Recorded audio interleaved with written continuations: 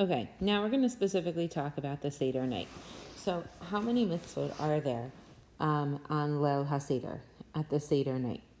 The Rambam says that there are 5 mitzvot. The first is eating matzah. The second is telling the story of Yetziat Mitzrayim, of leaving Egypt. The third is drinking the 4 cups of wine.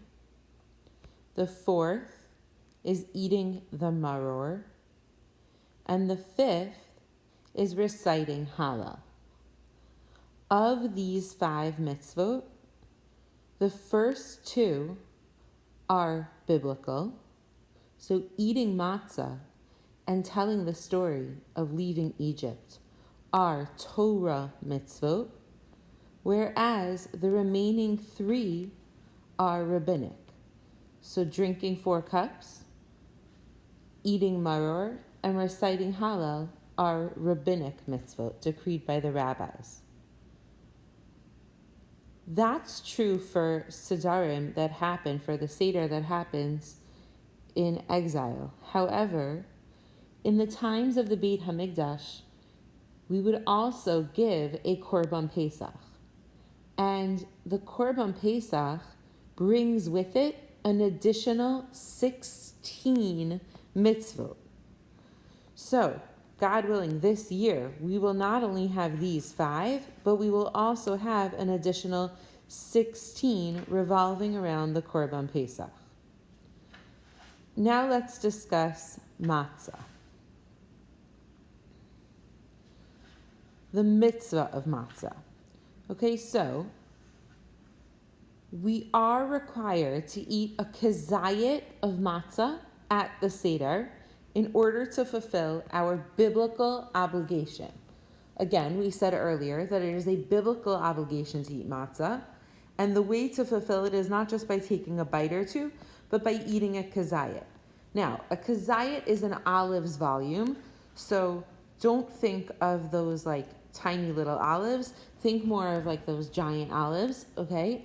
And in addition to the giant olive size, also realize that matzah is very, very thin. So if you have Sephardic matzah, that is like softer and thicker. But for the Ashkenazim, or anyone who uses Ashkenaz matzah, the matzah is very thin. So it's going to be a fairly large amount that'll constitute as a kazayit. Rav Schechter says that a kazayit is about 1/5 of the circle matzah, the round matzah. Okay, so obviously the square matzahs are a little smaller, so it's probably going to be significantly more of the square matzah, but most people tend to use circle matzah for their Seder. It's not necessary, but that's just the general practice. So 1/5 of the round matzah is what we should be eating at the Seder. Additionally, the more matzah that you eat at the Seder, the greater the mitzvah you obtain. So the minimum is 1/5, but the more you eat, the more mitzvah you're gonna get, the more reward you're gonna get.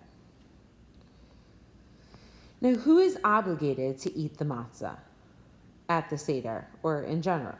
Okay, so the Gemara in Pesachim says, Shena Amar, it's quoting a pasuk, Lo tochal alav chametz, shivat yamim tochal alav matzot. Okay, so don't eat chametz for the 7 days of Pesach. In Chutz La'aretz, out of Israel, it is 8. Don't eat chametz during Pesach. Rather, eat matzah.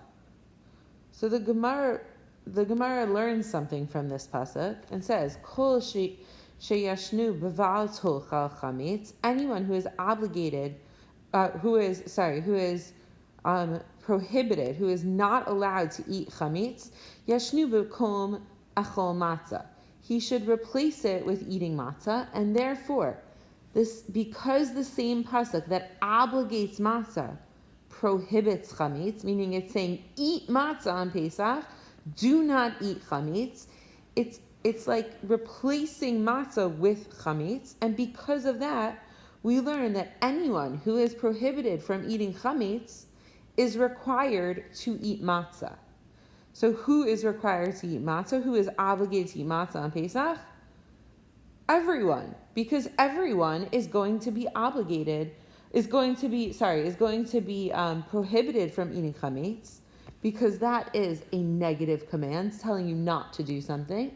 So even though eating matzah on Pesach is a biblical, positive, time-bound mitzvah, again, biblical, it is literally written in the Torah. Positive is telling you to do something, and time-bound, it is only true for the week of Pesach. So even though it is a positive biblical time-bound mitzvah, and generally women are exempt from mitzvot aseh shazman grama, from positive biblical time-bound mitzvot, in this case, women are obligated in matzah because they are prohibited from eating chametz. So this is similar to the reason why women are obligated in the mitzvot, in the positive mitzvot on Shabbos, because the two are equated. The negative is equated with the positive. So again, women, even though it's a mitzvah aseh shazman grama, are obligated to eat matzah. So what type of matzah would fulfill the mitzvah?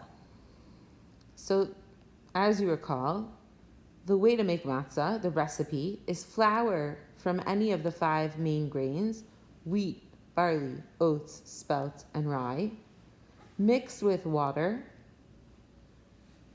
and not left to rise for more than 18 minutes. Okay, now at the Seder, the matzah at the Seder should be shmura matzah. So what does matzah shmura mean? What does it mean to have guarded matzah? Because shmura means guarded. So matzah shmura means that it's baked to fulfill the mitzvah. It's the goal that it was baked for was to fulfill the mitzvah of matzah, and that it was guarded from chametz and contaminating it.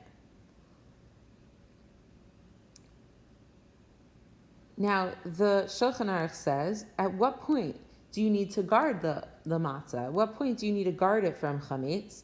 So the Shulchan Aruch gives 2 options here.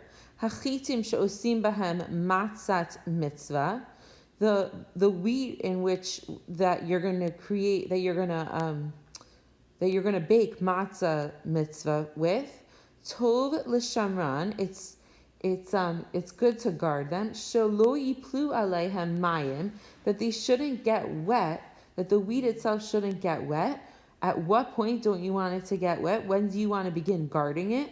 Misha'at kitzira, from the point of harvest. Ulefachot, but if not that point, there is room to be lenient. Lefachot misha'at techina, at the very least, guarded from the time in which it was milled into flour.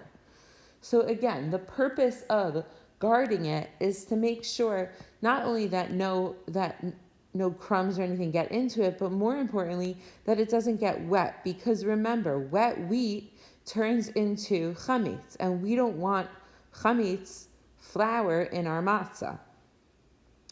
So it is guarded either, preferably since it was harvested, since it was cut off from the stalks, or at the very least, since it was milled into flour. Now, is it a mitzvah to eat matzah the rest of Pesach?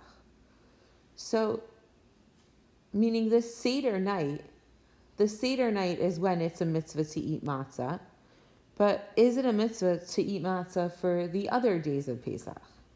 Okay, so according to, I think it's the Rambam, the mitzvah of eating matzah for the remainder of Pesach is only due to the requirement of the Yom Tov meals. Meaning, you're only eating matzah as a mitzvah, not because it's matzah, but because you have to eat challah as, part of your Yom Tov meal, And so because you can't eat challah, so you're going to eat matzah instead. It's a replacement for the challah. So is it a mitzvah to eat matzah the rest of Pesach? Yes, but not because it's matzah, just because it's a requirement for the Yom Tov meal to have a bread-like product. The Gra, on the other hand, considers it eating matzah throughout Pesach to be a mitzvah kiyumi, meaning it's like a mitzvah that's like pertinent to or relevant to certain times frames, and according to the Gra, it is considered a mitzvah, not to the same degree in which it's a mitzvah on the Seder night, but a mitzvah